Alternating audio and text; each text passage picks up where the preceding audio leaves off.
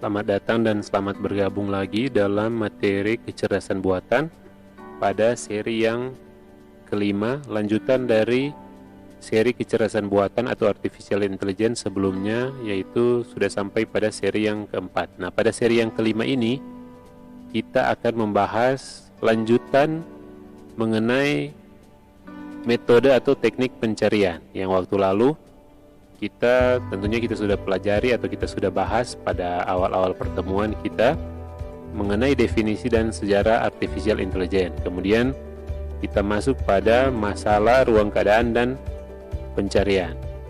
Pada materi ini kita sudah membahas mengenai bagaimana kita mendefinisikan masalah itu menjadi sebuah ruang keadaan. Kemudian selanjutnya kita sudah melihat mengenai teknik pemecahan masalah. Salah satunya adalah metode searching atau metode pencarian, yang tentunya di dalamnya ada metode-metode yang bisa digunakan.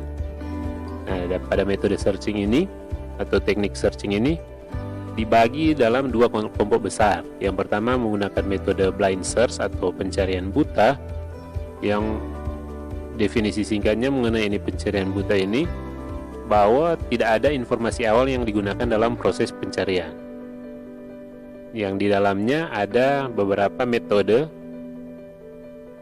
Yang pertama metode melebar pertama atau breadth first search atau biasa disingkat dengan BFS. Kemudian yang kedua ada metode pencarian mendalam pertama atau depth first search, DFS. Nah, tentunya dua metode ini kita sudah bahas pada pembahasan-pembahasan sebelumnya, bagaimana metodenya bekerja, bagaimana algoritma bekerja pada kasus-kasus tertentu yang bisa diselesaikan dengan ini metode pencarian buta. Nah, pada kesempatan ini kita akan membahas mengenai pencarian terbimbing atau teknik searching yang kedua dari metode searching ini, yaitu metode pencarian terbimbing atau heuristic search. Nah, definisi awalnya atau yang membedakan pencarian terbimbing ini dengan pencarian buta yaitu terletak pada informasi awal. Kalau ini pencarian terbimbing, itu menggunakan informasi awal dalam proses pencarian. Sedangkan pada pencarian buta, tidak ada informasi awal yang digunakan.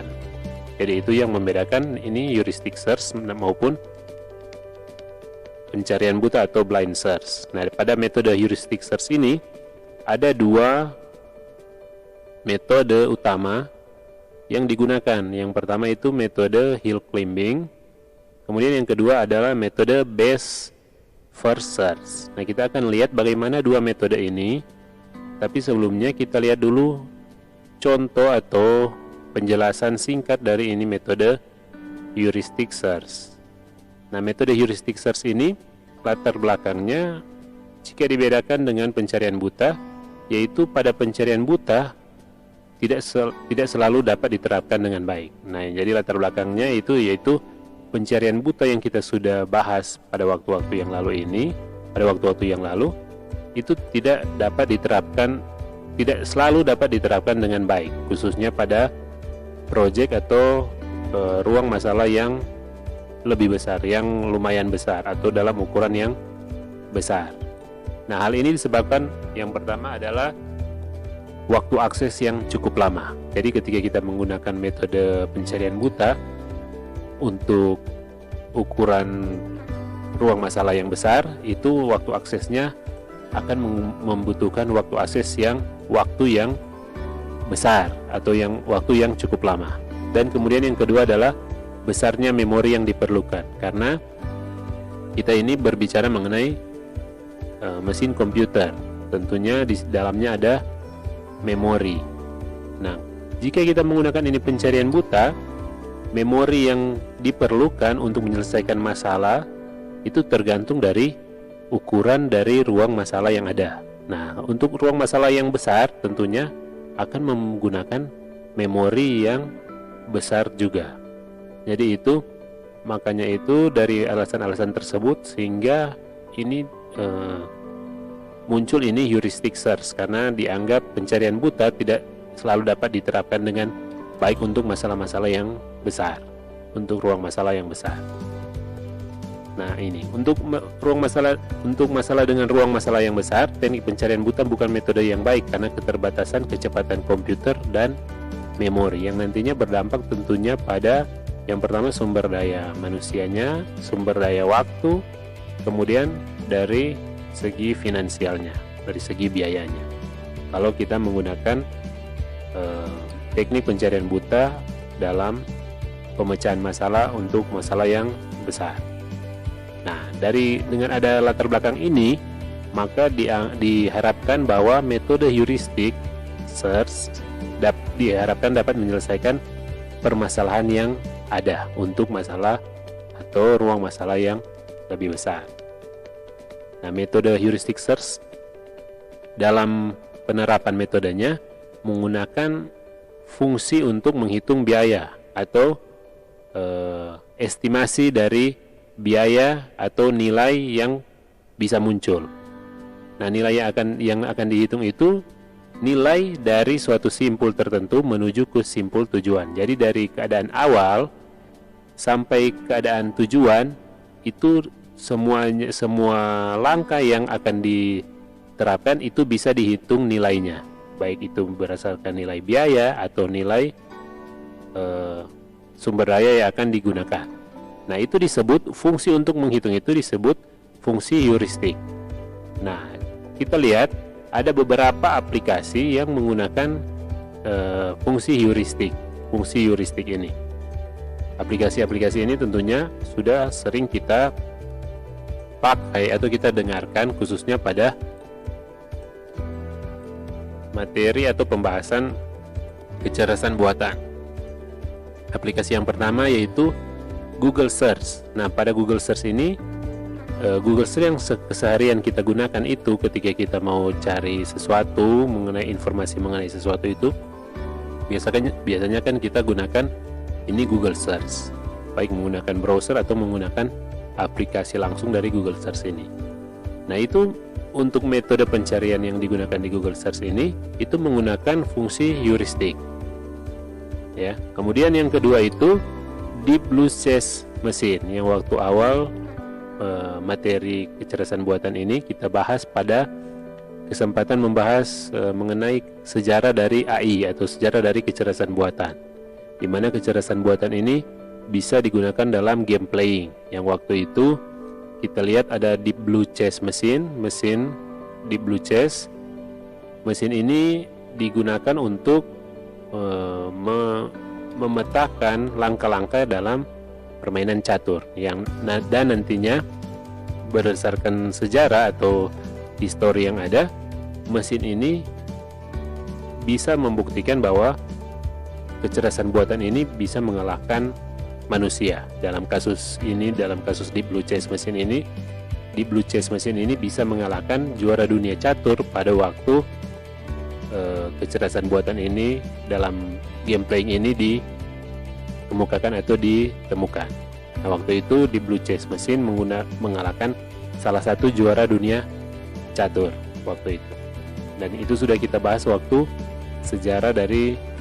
kita membahas mengenai sejarah dari kecerdasan buatan. Nah, misalnya ini heuristic search ini contohnya, kita mungkin sudah sering melihat ini, kalau dilihat di gambar ada papan permainan untuk mengurutkan angka-angka dalam papan permainan. Jadi di sini ada keadaan awal, misalnya keadaan awalnya seperti pada gambar ini, dan dengan tujuannya angka-angka yang ada pada puzzle ini berurutan dari 1 sampai 8 berdasarkan urutan jarum jam. Jadi 1, 2, 3, 4, 5, 6, 7, 8 searah jarum jam, dan nantinya ada puzzle kosong di tengah-tengah papan permainan. Nah, ini puzzle kosong ini kalau kita sudah sering melihat papan permainan seperti ini, itu puzzle kosongnya tergantung dari kita mau letakkan di mana. Misalnya dari di tengah, tujuannya di mana kita mau letakkan itu terserah dari aturan permainan. Misalnya di tengah atau mungkin di akhir dari puzzle papan permainan, atau di awal, atau susunannya nanti berdasarkan baris 1, 2, 3, 4, 5, 6, 78 dan nantinya kosongnya ada di bagian akhir, itu terserah dari permainannya seperti apa. Tapi untuk contoh yang kita gunakan hari ini, pada kesempatan ini kita gunakan contoh yang tujuannya untuk papan yang kosong ini, untuk pasal yang kosong berada di tengah-tengah papan permainan. Jadi dan nantinya angka-angka yang akan diurutkan berdasarkan jarum jam.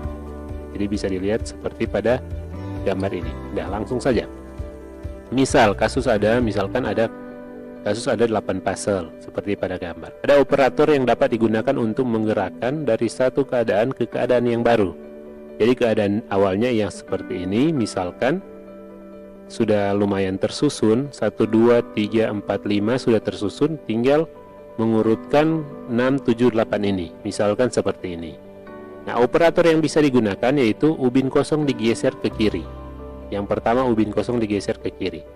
Jadi di sini ada ubin kosong.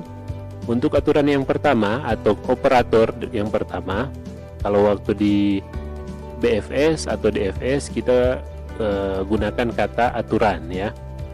Di sini dikatakan operator, sama, fungsinya sama, itu ada operator atau aturan. Misalnya operator yang pertama yaitu ubin kosong digeser ke kiri. Ubin kosong digeser ke kiri berarti bertukaran tempat dengan angka 6. 6 pindah di tengah sini, tengah bawah, kemudian yang kosong pindah di kiri bawah. Aturan yang kedua atau operator yang kedua, ubin kosong digeser ke kanan. Jadi kosong ini geser ke kanan, 5 pindah di tengah bawah, yang kosong pindah di kanan bawah. Kemudian ubin kosong digeser ke bawah. Nah, kalau di sini ubin kosong digeser ke bawah, nantinya karena di sini sudah batas papan permainan, ubin kosong digeser ke bawah, dia tidak bisa bergeser karena di sini sudah batas papan permainan. Tidak ada lagi yang di bawah, kecuali ubin kosongnya ada di tengah-tengah sini atau ada di bagian atas. Nantinya ketika dia geser ke bawah, nantinya dia bertukaran tempat dengan ubin yang ada di bawahnya ya. Kemudian ubin kosong digeser ke atas, yang aturan atau operator keempat. Ketika kita tetapkan aturan yang keempat ini atau operator keempat, ubin kosong bergeser ke atas, nantinya ubin kosong ini bertukaran tempat dengan ubin yang ada angka 8. Jadi seperti itu ya. Ini 4 aturan atau 4 operator. Nah, nantinya seperti di contoh ini, ubin kosong digeser ke kiri. Nantinya kita sudah tetapkan ruang keadaan. Di situ ada keadaan awal, kemudian ada tujuan, kemudian ada aturan ya. Kemudian ada aturan. Nah, kalau kita lihat kemungkinan yang ada ini, aturan yang ini, ketika kita gambarkan dalam pohon pelacakan, nantinya kita dapat seperti pada gambar ini. Ubin kosong bergeser ke kiri, bertukaran tempat dengan angka 6, kemudian ubin kosong bergeser ke kanan, bertukaran tempat yang angka 5. Ini kemungkinan yang bisa dilakukan ya, kemungkinan yang bisa dilakukan. Jadi kalau dia tidak bisa dilakukan, jadi dari 4 aturan atau 4 operator ini, ketika kita tetapkan, nantinya itu di pohon pelacakan nanti ruang keadaan atau keadaan setelah ditetapkan ini aturan kita gambarkan di sini. Nah, ini bergeser ke kiri, bergeser ke kanan, dia bertukaran dengan angka 5, bergeser ke atas, dia bertukaran dengan angka 8, bergeser ke bawah. Nah, ini maaf ya, di sini ada kesalahan. Sebenarnya kalau dia bergeser ke bawah, dia tidak bisa dioperasikan karena bergeser ke bawah yang seperti tadi saya sudah sampaikan bahwa yang di bawah ini sudah sudah batas dari papan permainan. Sebenarnya dia tidak bertukaran tempat dengan angka 2. Tapi semuanya itu tergantung dari aturan permainan yang kita tetapkan. Apakah dia bisa bergeser setelah ada batas papan permainan atau tidak? Itu tergantung dari aturan yang kita tetapkan nantinya di sistem yang kita akan buat. Kemudian ini setelah kita gambarkan dalam pohon pelacakan. Nah, gimana itu heuristic search atau fungsi heuristik ini berfungsi pada ini kasus ini? Kita akan lihat.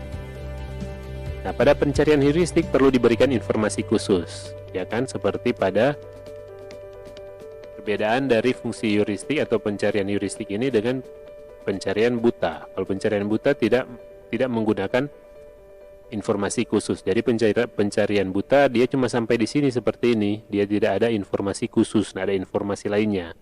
Tapi kalau pencarian menggunakan ini heuristic method atau fungsi heuristik, dia akan ada informasi khusus. Nah, kalau di sini informasi khususnya tergantung dari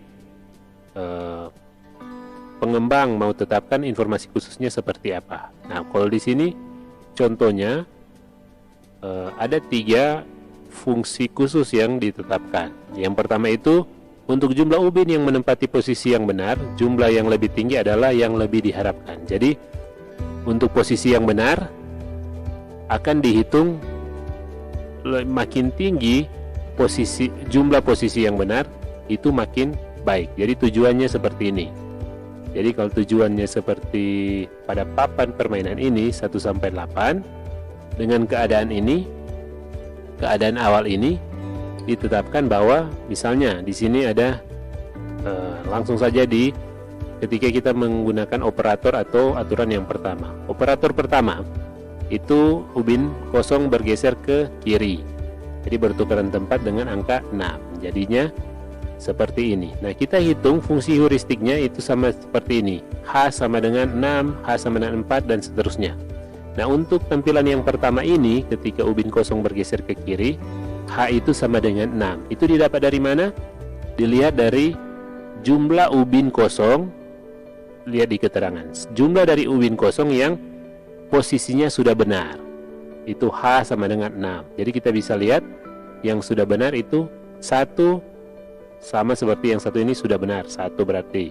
Kemudian 2 ini sama seperti di sini 2. 3 sama berarti sudah 3. 4 sama posisinya 4. 5 sama posisinya dengan 5. 6 sama posisinya dengan 6. 7 tidak sama posisinya. Jadi yang mau begitu juga dengan 8 tidak sama. Jadi yang sama posisinya dengan keadaan tujuan itu ada 6 ubin. Ada 6 posisi yang sudah benar posisinya. Jadi di sini fungsi heuristiknya menghitung H sama dengan 6. Ketika bergeser ke kanan, sama lagi kita cek berapa jumlah ubin yang sudah benar. Di sini kita dapat 4.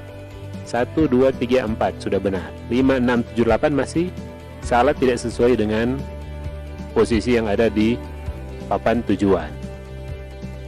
Kemudian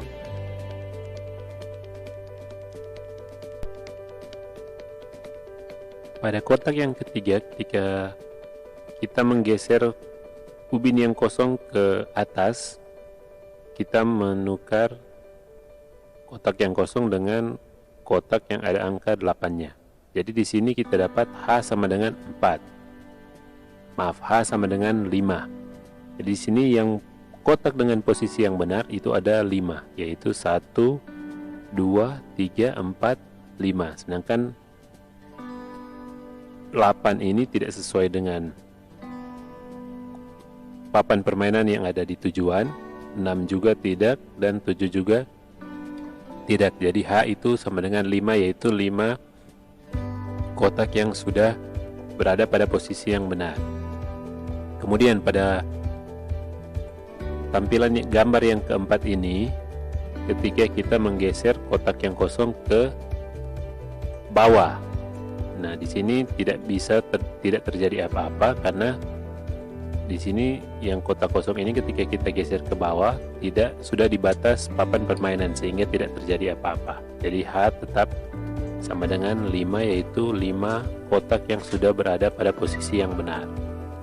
Kemudian dari pohon pelacakan yang ada, kita dapati bahwa yang gambar pertama ini H sama dengan 6, yang kedua ini H sama dengan 4, gambar yang ketiga H sama dengan 5, dan gambar yang keempat H sama dengan 5. Nah, berdasarkan keterangan yang ada, untuk jumlah ubin yang menempati posisi yang benar, jumlah yang lebih tinggi adalah yang lebih diharapkan. Jadi kita lihat nilai tertinggi dari yang ada ini, itu yang kita ambil sebagai level berikutnya.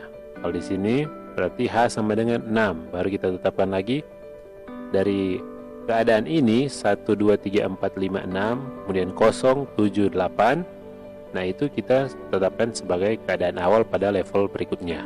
Nah, ketika kita geser ke kiri kotak kosongnya tidak terjadi apa-apa karena di sini sudah batas dari papan permainan. Kemudian ketika kita geser ke kanan, dia bertukar tempat lagi dengan angka 6. Kemudian ketika kita geser ke atas, nantinya dia bertukar tempat dengan angka 7. Jadi seperti ini. Dan ketika kita geser ke bawah, dia tidak terjadi apa-apa karena sudah di batas papan permainan. Nah, dari sini kita lihat, jadi H ketika geser ke kiri, H itu jadi 6. Nah, ada 6 kotak yang posisinya sudah benar. Ketika kita geser ke kanan, itu ada H jadi 5 karena 5 kotak yang sudah posisi benar. Dan ketika kita geser ke atas, itu jadi H sama dengan 7. Nah, nanti berarti sudah ada 7 kotak yang posisinya benar. Nah, kita geser ke bawah, H sama dengan 6 karena 6 kotak yang posisinya sudah benar. Dari level yang kedua ini nanti kita ambil yang ini, yang tampilan yang ketiga ini, yaitu H sama dengan 7 karena ketika dilihat H sama dengan 7 dengan nilai 7 itu yang paling tinggi di antara hasil yang didapatkan. Dari H sama dengan 6, H sama dengan 5, H sama dengan 7, dan H sama dengan 6.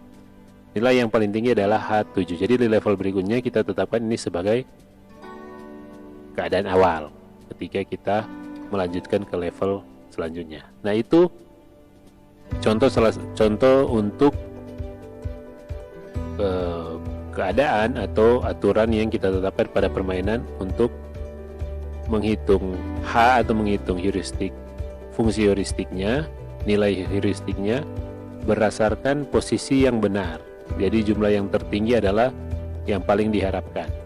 Kemudian yang berikutnya, bagaimana kalau kita menghitung jumlah fungsi heuristik atau nilai heuristiknya berdasarkan posisi yang salah. Jadi nanti jumlah yang lebih kecil adalah yang paling diharapkan. Jadi sama seperti yang sebelumnya, ada keadaan awal.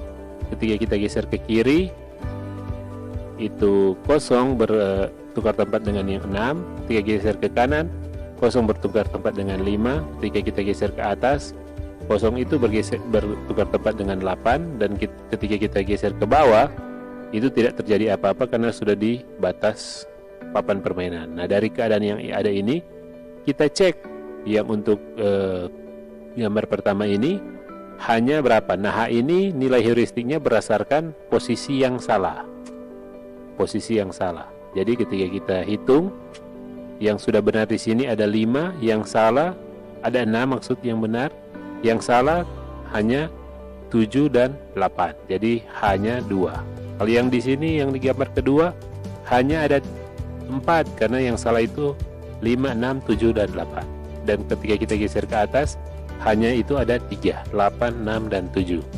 Dan ketika kita geser ke bawah hanya itu 3, yaitu 6, 7 dan 8. Nah, dari sini ketika kita melanjutkan ke level berikutnya, kita pilih dengan H yang paling kecil karena kita gunakan keterangan untuk mencari nilai H,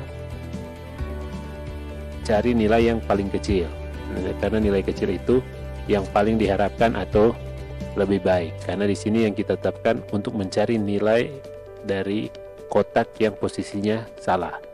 Dan selanjutnya ketika di level 2 sama seperti yang di contoh sebelumnya, tapi yang kita cari di sini adalah yang kita hitung adalah H yang paling kecil. Ketika kita dapati di sini yang H paling kecil itu ada di gambar ketiga. Jadi nanti di level selanjutnya kita gunakan gambar ini sebagai keadaan awal, yaitu dengan nilai H atau nilai heuristik yang paling kecil.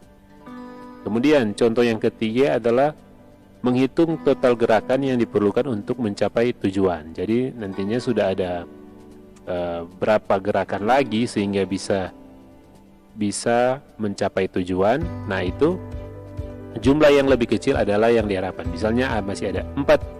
Dari gambar ini misalnya didapati bahwa masih ada 2 gerakan lagi untuk mencapai tujuan, yaitu kotak kosong bergeser ke atas, kemudian dia bergeser ke kanan. Nah, itu masih 2. Kalau yang ini masih 4. Kalau yang ini masih 4 dan ini masih 3 langkah lagi. Nah, dari sini kita lihat yang paling kecil itu yang digunakan untuk level berikutnya. Jadi di sini paling kecil H sama dengan 2. Kita dapati ketika kita tetapkan aturan geser ke kiri, geser ke kanan, geser ke atas, geser ke bawah, didapati bahwa untuk geser ke atas itu akan mendapatkan nilai H atau nilai heuristiknya paling kecil. Jadi nanti yang kotak ini yang ketika geser ke atas menggunakan aturan geser ke atas ini akan digunakan. Maka kita gunakan aturan ini, kita gunakan kotak ini sebagai keadaan awal di level berikutnya. Jadi itu 3 contoh dari permainan yang seperti pada gambar.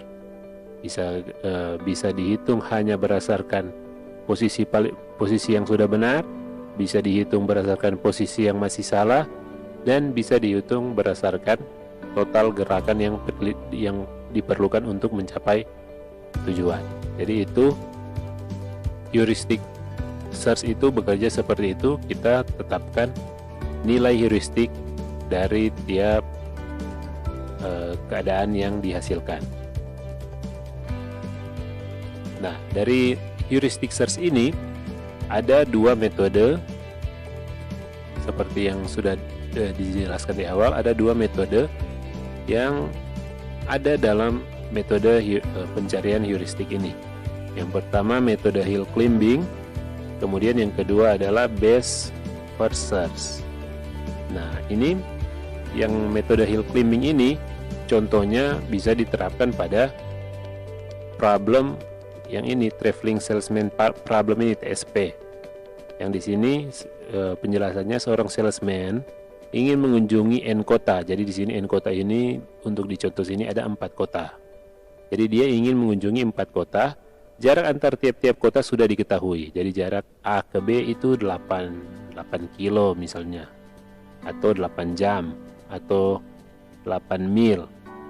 Jadi satuannya tergantung, tapi di sini ditetapkan jaraknya 8. Kemudian kita ingin mengetahui rute terpendek di mana setiap kota hanya boleh dikunjungi 1 kali. Jadi bagaimana rute terpendek jika ada keadaan seperti ini, ada 4 kota A, B, C, dan D. Rute terpendek dengan jarak yang ada A ke B 8, A ke C 3, dan seterusnya.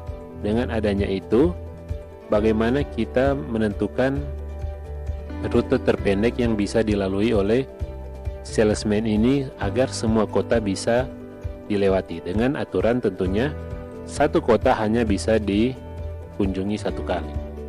Ya, jadi dari sini kita tetapkan rute seperti apa sehingga bisa didapatkan perjalanan terpendek. Nah, kemudian solusi yang mungkin tersusun atau yang bisa menyusun kota-kota dalam urutan abjad, misalnya A ke B ke C ke D, A ke B ke C ke D, dengan hasilnya panjang lintasan yaitu 19, ya kan? Kalau kita lihat A ke B 8 tambah B ke C 5 tambah C ke D itu 6, totalnya 19.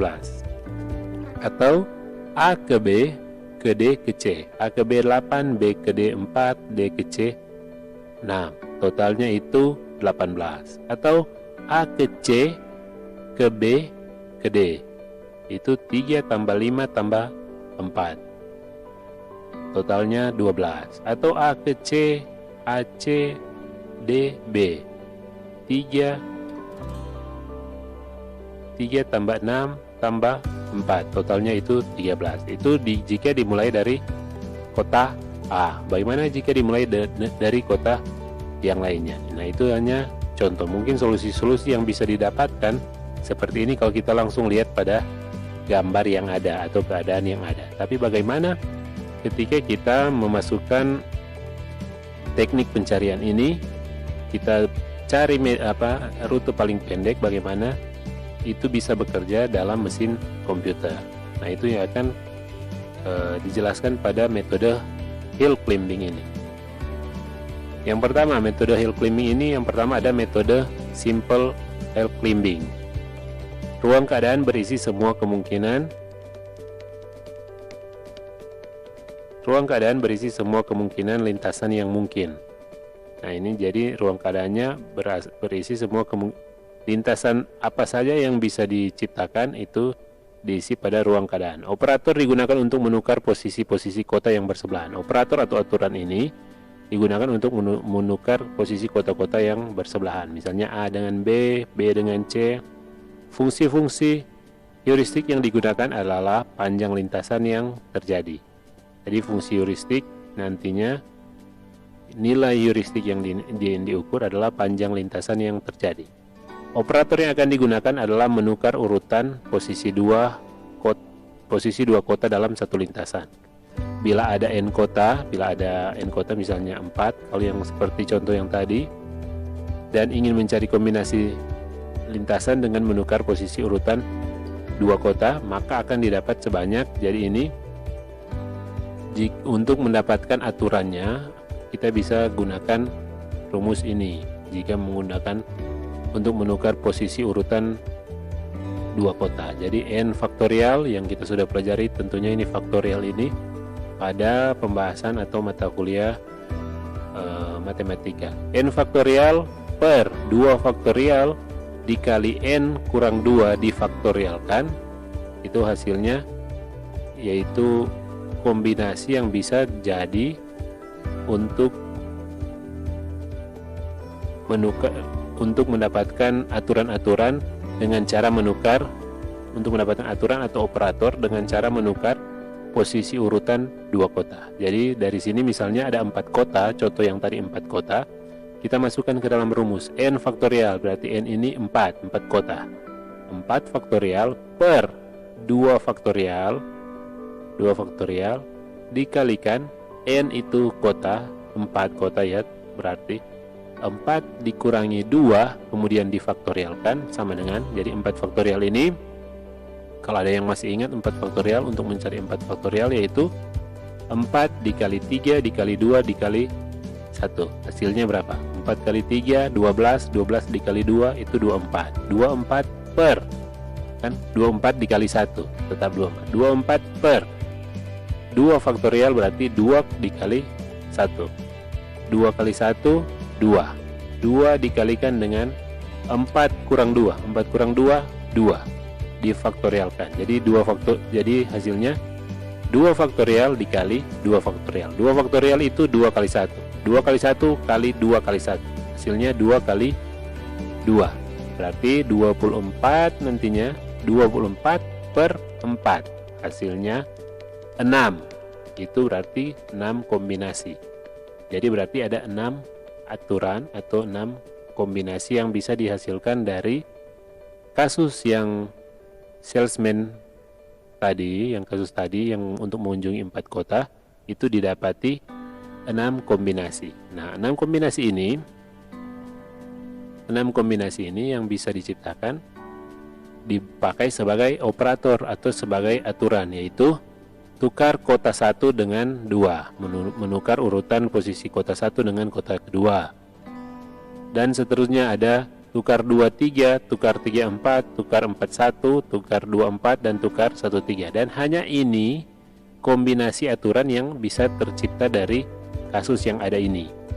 Karena kita sudah masukkan rumus, ada 6 kombinasi dan hanya ini.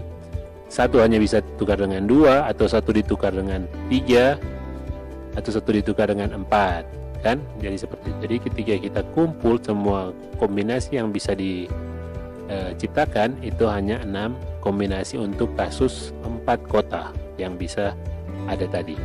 Kemudian dari 6 ini, dari 6 aturan, kita masukkan ke ruang keadaan pohon pelacakan. Jadi di sini metode simple light climbing. Di sini ruang keadaan awal itu ada ABCD. ABCD ini dianggap sebagai keadaan awal. Di situ ada 19 ini maksudnya rute yang bisa dilewati ada 19. Maksudnya ada 19, misalnya 19 kilo atau 19 mil atau 19 jam.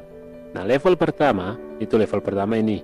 Ini kan level 0. Kemudian level pertama ini. Untuk mencari level pertama, kita tetapkan aturan. Aturan itu tadi ada 6, yaitu tukar 1 dengan 2, tukar 2 dengan 3, tukar 3 4, tukar 4 1, tukar 2 4, dan tukar 1 3. Nah, nantinya ketika ia akan tercipta seperti ini. Ketika kita tukar 1 dengan 2, berarti A tukar dengan B, C dan D tetap. Jadinya muncul BACD karena kita menukar 1 dengan 2. Kemudian tukar 2 3, nanti muncul B ditukar dengan C, jadi ACBD. Tukar 3 4, muncul AB tetap, C dan D ini ditukar, jadi ABDC, dan seterusnya sampai ke jadinya ketika kita tukar 1 dengan 3 muncul CBAD. Nah, di simple high climbing ini kita ambil hasil yang paling kiri. Kita ambil yang hasil paling pertama. Nah, dari sini kita lihat, kita tetapkan lagi aturan yang 6 itu, 1 tukar 2, 2 tukar 3, dan seterusnya. Didapati, kita lihat di sini, level pertama, hill climbing mengunjungi BACD, sama dengan 17. BACD ini ketika kita pakai yang ini, BACD, BA, B ke A 8, A ke C 3, C ke D 6. Totalnya adalah 17. Kita cek apakah 17 ini lebih kecil dari ABCD, karena ABCD kan 19. Ini BACD ini 17. Kita cek apakah 17 lebih kecil dari, karena kan kita mau cari yang paling kecil ini, yang paling singkat. Jadi kita cek apakah BACD lebih kecil dari ABCD, yaitu 19. Nah, benar, ketika kita dapati BACD lebih kecil dari 19, 17 lebih kecil dari 19, kita ambil BACD untuk level atau menjadi pilihan berikutnya, dengan tentunya dengan operator 1 ditukar 1 dengan 2, jadi muncul BACD. Nah, dari BACD ini kita lanjut ke level 2. Nah, kalau simple high climbing ini seperti ini. Jadi ketika BACD ini kita ambil, kita jadikan level, kita lanjut ke level yang kedua. Tetapkan lagi aturan 1 2, 2 3, 3 4, 4 1, 2 4, dan 1 3. Nah, ketika kita tukar 1 dan 2 tidak bisa, karena di parent atau di level di atasnya sudah ada ABCD, ya kan? Di atas BACD ini ABCD sudah ada. Jadi itu disilang saja karena tidak mungkin dilakukan, karena sudah dihitung sebelumnya. ABCD ini kan 19. Kemudian didapati bahwa ketika kita dapat ini, 2 tukar 3 menjadi rute paling pendek, yaitu rute dengan jarak 15. Sedangkan yang lain,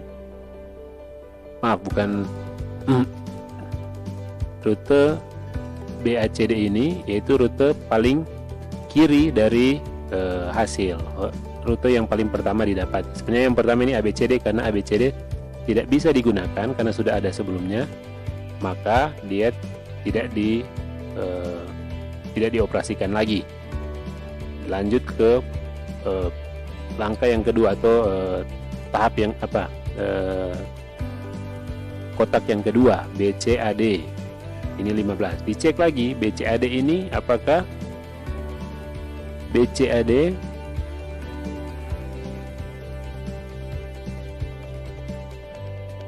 ini, cek lagi apakah BCAD lebih kecil dari BACD.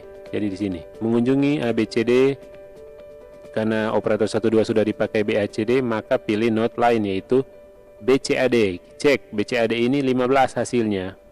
Cek apakah BCAD lebih kecil dari BACD, 15 lebih kecil dari 17. Karena benar, maka digunakan BCAD ini sebagai node untuk pengoperasian tahap atau level selanjutnya, untuk ke level 3. Nah, ketika di level 3 kita coba kunjungi CBAD pertama. Kita kunjungi CBAD. Dicek, didapati bahwa hasilnya 20. Dicek apakah 20 lebih kecil dari 15. Karena 20 tidak lebih kecil dari 15, maka pilih node lain, node selanjutnya. Cek node selanjutnya BACD. Apakah BACD sudah digunakan pada node sebelumnya. maka pilih node lain yaitu BCDA. Karena BACD sudah digunakan, maka pilih node lain yaitu BCDA. BCDA, cek apakah BCDA ini, pokoknya selalu cek dari kiri ke kanan untuk metode hill climbing ini. BCDA, apakah lebih kecil? 18 lebih kecil dari 15. Karena 18 tidak lebih kecil dari 15, maka pilih node selanjutnya lagi. Kemudian DCAB, didapati node-nya 17. Apakah 17 lebih kecil dari 15? Tidak, maka pilih node selanjutnya. Didapat di sini bahwa BDAC, yaitu node-nya jaraknya 14. 14 lebih kecil dari 15. Karena 14 lebih kecil dari 15, ambil node ini, node BDAC diambil untuk melanjutkan ke level selanjutnya. Kemudian kita cek.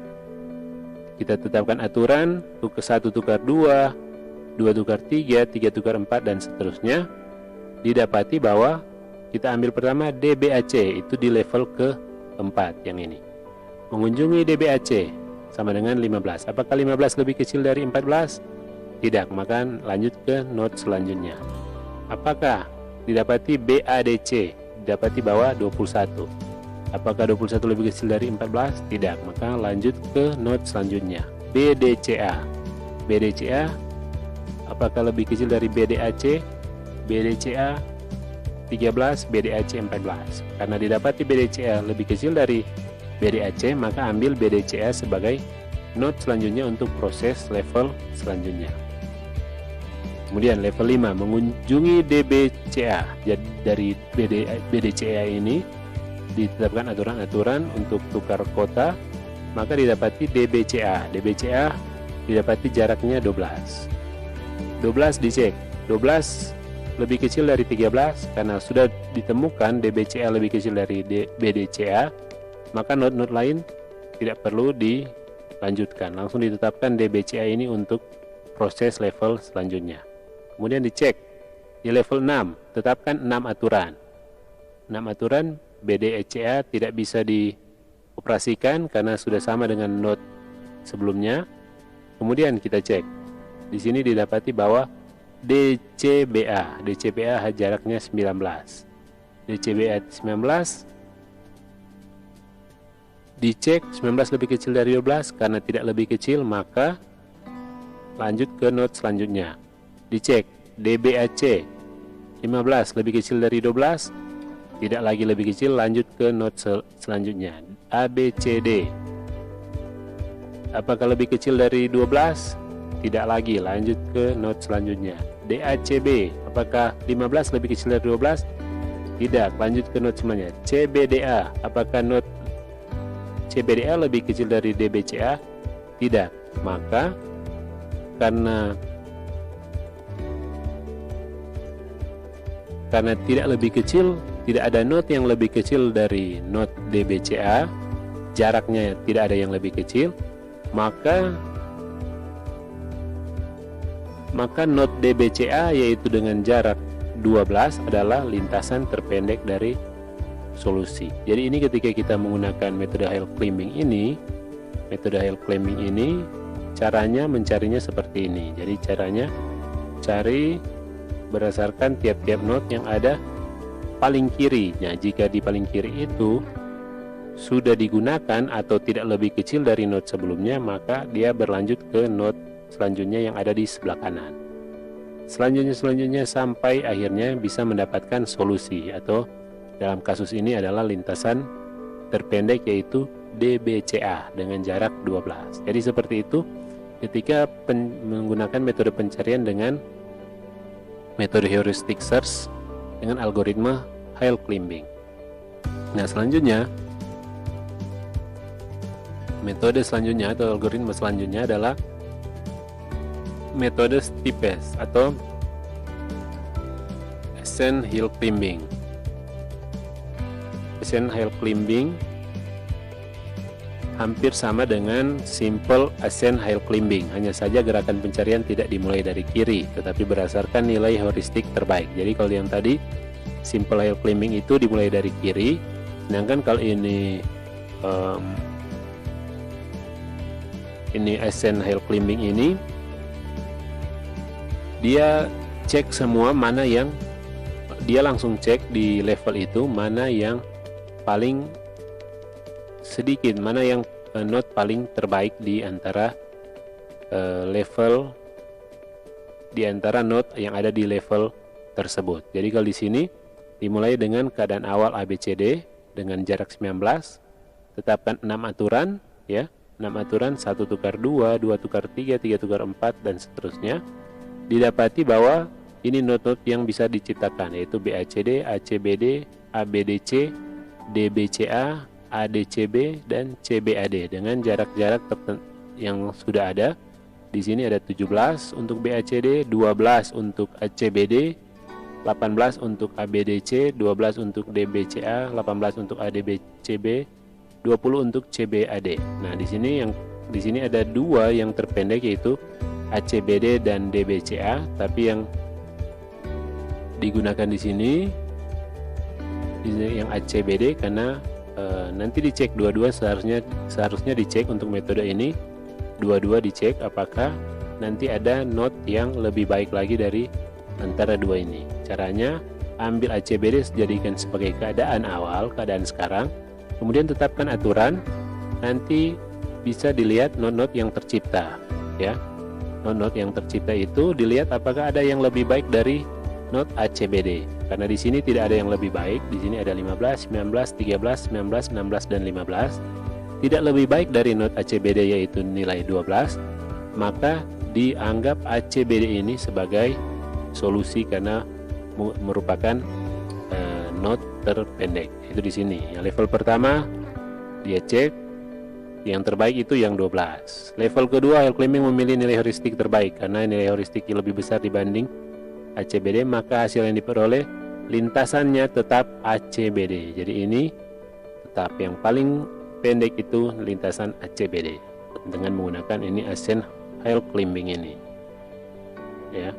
Kemudian metode best first search. Jadi di situ tadi heuristic search ada metode Hell Climbing dan metode best first search. Hell Climbing ada dua, yaitu metode simple Hell Climbing dan yang tadi Ascent Hell Climbing. Nah, yang kemudian berikut metode kedua dari heuristic search yaitu best first search. Metode best first search ini sebenarnya merupakan kombinasi dari metode DFS dan metode BFS yang kita pelajari pada pencarian buta sebelumnya dengan cara mengambil kelebihan dari kedua metode tersebut dan tentunya dipadukan atau dikombinasikan dengan metode yang ada di heuristic search dengan menggunakan fungsi heuristik. Ya, Hell Climbing tidak diperbolehkan untuk kembali ke node pada level lebih rendah meskipun node tersebut memiliki nilai heuristik lebih baik. Nah, itu kalau di Hell Climbing. Pada metode best first search, pencarian diperbolehkan mengunjungi node di lebih rendah. Jadi mengunjungi node di level lebih rendah untuk metode best first search ini diperbolehkan. Jika ternyata node di level lebih tinggi memiliki nilai heuristik lebih buruk, untuk pengimplementasiannya metode ini dibutuhkan ini. Pada best first search, pada metode ini BFS ini atau best first search di heuristic search ini, pencarian diperbolehkan mengunjungi node lebih rendah atau node di level lebih rendah jika ternyata di node level lebih tinggi memiliki nilai heuristik lebih buruk. Nah, jadi perhatikan. Jadi level itu ada kan level 0, level 1, 2. Jadi dilihat kalau di level lebih tinggi itu memiliki nilai heuristik lebih buruk, maka bisa kembali ke node yang ada di level sebelumnya. Nah, itu yang membedakan ini best first search dengan Hell Climbing, dengan simple Hell Climbing. Pada Hell Climbing pencarian tidak bisa kembali ke node yang ada di level lebih rendah, sedangkan pada ini best first search pencarian bisa kembali ke node yang berada pada level lebih rendah dengan keadaan bahwa di node yang ada di level lebih tinggi memiliki nilai heuristik yang lebih buruk. Jadi dengan alasan itu maka pencarian bisa kembali ke node yang ada di level lebih rendah. Untuk mengimplementasikan metode ini dibutuhkan dua antrian yang berisi node-node, yaitu antrian open dan antrian close. Bisa dilihat di sini contohnya. Nah, open berisi node-node yang sudah dibangkitkan, sudah memiliki fungsi heuristik namun belum diuji.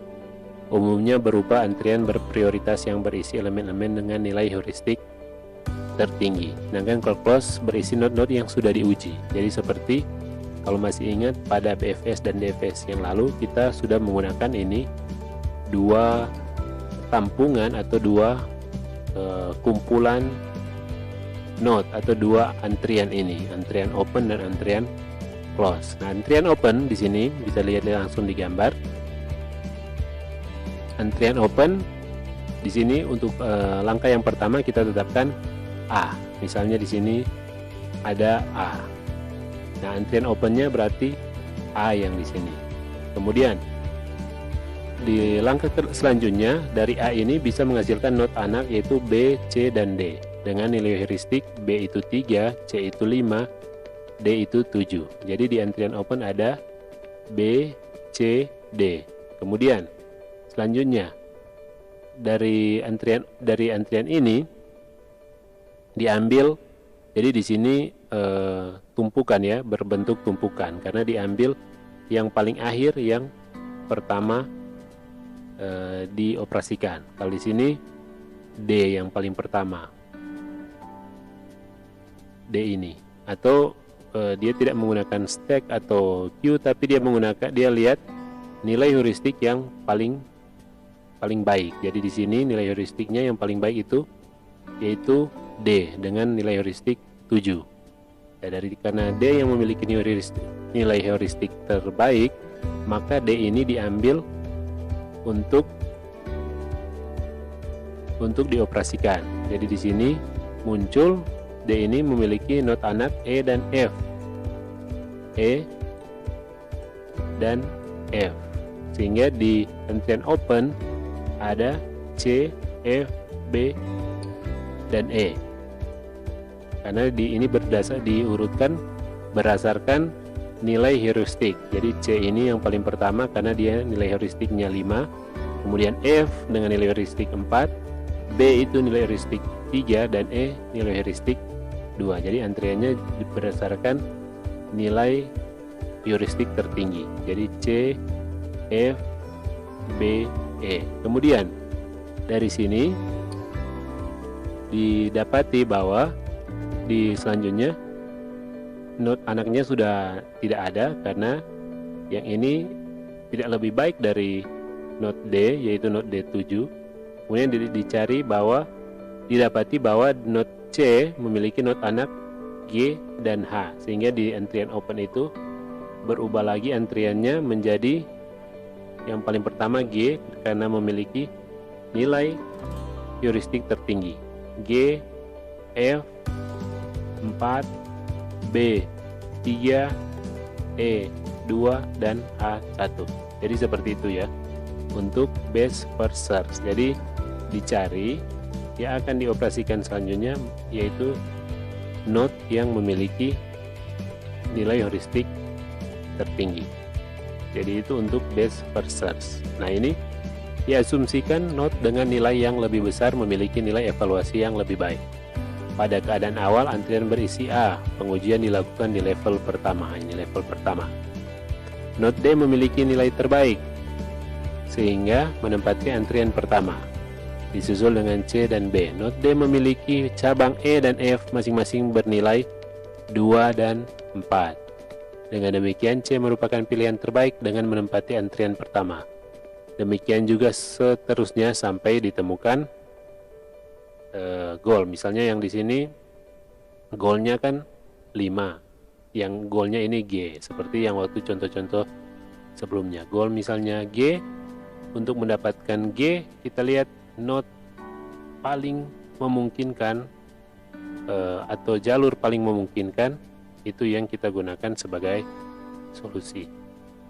Jadi mungkin itu penjelasan mengenai ini lanjutan dari metode pencarian, khususnya untuk metode heuristic search yang di dalamnya ada metode hill climbing dan metode best first search. Dan tentunya dari metode-metode ini, dari algoritma ini, kita bisa tentukan metode mana yang cocok untuk kasus-kasus yang ada. Jadi untuk kasus tertentu mungkin hanya bisa diselesaikan dengan menggunakan metode pencarian tertentu. Jadi tidak semua metode pencarian bisa digunakan pada satu kasus, atau tidak juga semua kasus bisa diselesaikan dengan satu metode pencarian. Mungkin sampai di sini untuk penjelasan atau pembahasan mengenai ini metode pencarian, dan sampai jumpa lagi pada pembahasan mengenai kecerdasan buatan, mengenai materi kecerdasan buatan selanjutnya.